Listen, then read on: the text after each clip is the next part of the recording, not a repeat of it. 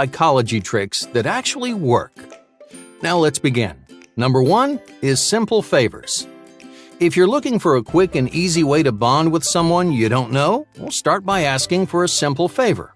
Let's say one of your friends invites you out to eat. When you get there, you see that your friend also invited a bunch of people you've never met before. In this kind of informal situation, starting up a casual conversation can be challenging, so kick things off with a small favor like asking someone to pass you the ketchup. This incredibly simple strategy can make you seem much more approachable because asking for favors is generally something people reserve for friends or family. So if you ask someone you just met for a favor, it implies that you two have a closer bond. It's important, however, that you always keep the favor small and basic, like asking for the time. Otherwise, you run the risk of coming off inconsiderate or rude. Number 2, sipping water. Now, unless you've got years of experience under your belt, chances are you get nervous about messing up or forgetting your lines during any kind of speech or presentation. Luckily, there's a foolproof way to make sure your audience never notices when you make a mistake. The trick is to always bring a water bottle when you have to speak in public. If you feel yourself forgetting what you're supposed to say, take a sip of water to give yourself a few seconds to recover. Oftentimes, a brief pause is all you need to get yourself back on track. Number 3, using disappointment. Negotiating can be an extremely frustrating experience, especially for people who find themselves constantly getting taken for a ride. Now, whether you're buying a new car or haggling at a garage sale, there are psychological tricks you can use to help lower any price tag. This effective technique subtly uses a new negotiator's most powerful tool, disappointment. Very few people want to intentionally make another person feel bad, especially when they know they can do something to make it stop. So, the next time you want to shave a few dollars off the asking price, use subtle body language to let the other person know that you're disappointed. If you get angry or yell, they'll end up getting riled up too, but disappointment makes them feel guilty for turning you down. That little bit of guilt is often motivation enough to get you the price you're asking for. Number 4, acting confident. When you're nervous or scared, the last thing you want to do is let the whole room know exactly how you're really feeling. So how do you stop your insecurities from showing? Well, the truth is that pretending to be calm and confident can and will fool just about everyone, including yourself. No matter what you're really feeling, try doing your best imitation of someone who actually is confident.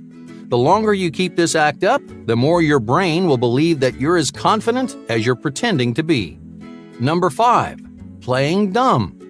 If you want to get on someone's good side, find a topic that they really like and let them teach you about it. Say someone you met at work is really into old cars. Even if you know a little bit about them, you can pretend that you don't and ask your coworker to teach you more about the subject.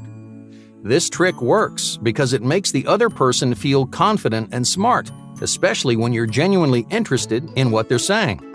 Playing dumb also shows them that you're invested in forming a stronger friendship with them. Number 6, staying quiet. Have you ever gotten caught in a never-ending argument where you just yell about the same points over and over again?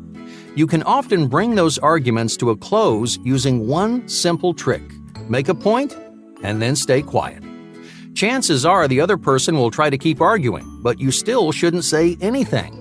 Since they talked last, they'll feel compelled to fill the silence and often end up talking themselves in circles. Staying silent also has the added bonus of making you seem incredibly secure and confident, which makes your opponent all the more likely to give in. Number 7, avoiding interruptions.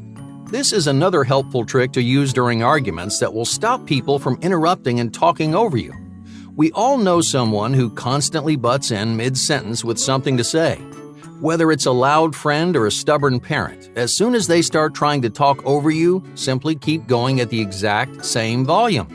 If you don't raise your voice or acknowledge that they want to say something, the interrupter will end up trailing off and letting you finish. Number 8, standing in the morning. Are you the kind of person that has to set 6 or 7 alarm clocks every morning to wake up? How many times have you missed important events because you overslept? To make sure this never happens again, try standing up right after your first alarm goes off. As soon as you wake up, you should make standing your one responsibility. Don't worry about showering, making breakfast, or brushing your teeth. Simply tell your body to stand. Now, once you've done that, your brain will signal your body that it's time to get moving, which will make you much less likely to fall back asleep. Number 9. Remembering eye color. We've talked quite a bit on this channel about why eye contact is so important for first impressions and displaying confidence. But how much eye contact is too much? When you first meet someone, look into their eyes for long enough to take note of their eye color.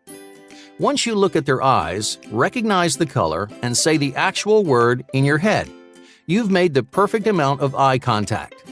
If you do use this technique, make sure you're still listening to what they're saying.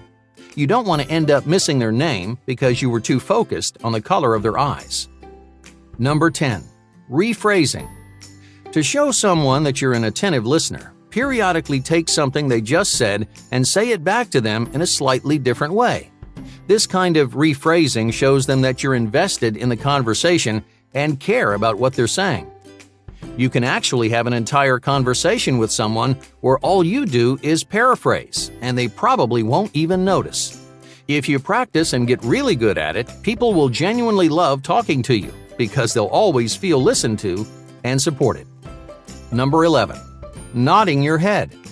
If you're not all that confident in your ability to paraphrase, you can achieve most of the same effect by simply nodding your head at the right times. Whenever the other person finishes a point, nod along like you understand and are equally passionate about what they just said. That might not always be the case, but the point is that nodding makes anyone who talks to you feel good about themselves. Number 12. Warm hands. Every handshake you give should leave people feeling glad to have met you. You've probably thought about the strength of your handshake and how much eye contact to make, but what about the temperature of your hands? Greeting someone with cold hands can immediately put them on edge and ruin your chances of making a good first impression. Luckily, there's an easy fix. If you know you're going to have to shake hands with people, rub your hands together a bit to warm them up. This might seem insignificant, but warm hands can make all the difference when meeting new employers, coworkers, and friends. Number 13. Leaning forward.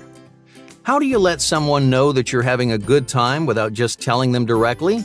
Leaning forward is a great indirect way to tell a new friend that you're having fun because it closes the amount of personal space between you, which is something we only do for people we're friendly with. So by leaning forward, you show them that you're feeling positive and comfortable, which will ease their nerves and help them lower their guard around you. Number 14. Leading goodbyes. Have you ever thought about how you end conversations? Many people concentrate all their time and effort honing the perfect intro, but have no idea how to effectively bring a conversation to a close. If it's someone you plan on seeing again, like a coworker or new friend, don't just say goodbye and leave. These kinds of endings cause the friendship to fizzle, so use your goodbye to create a new opportunity. Let's say, for example, that you spent part of the conversation talking about a new movie that hasn't come out yet. When you leave, say something like, "I've got to run, but we should go see that movie when it comes out." This type of goodbye tells the other person that you enjoyed the conversation and want to hang out again, which makes them much more likely to feel the same way.